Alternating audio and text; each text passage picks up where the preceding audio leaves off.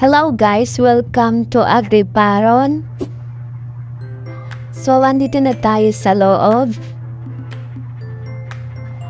Samahan ninyo ako kung paano tayo mag-harvest sa ating farm.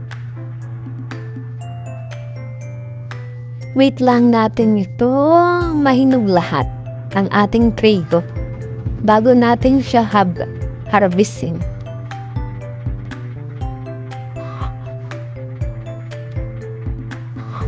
Bago natin harvestin ang ating trigo, dito muna tayo pumunta sa ating manok.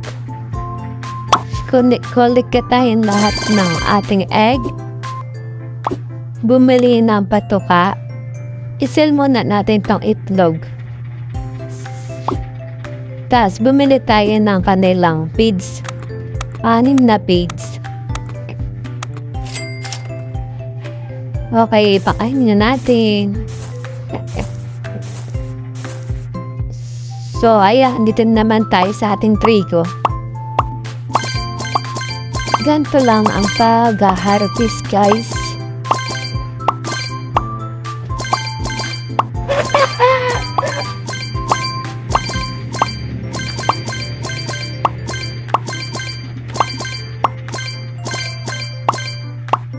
Pagka-harvest natin, huwag niyo kakalimutan na mag-daily sign in araw-araw.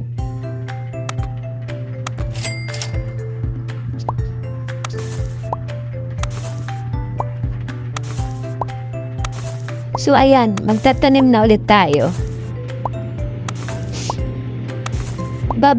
Babalikan natin to after 24 hours. Para mag-harvest ulit.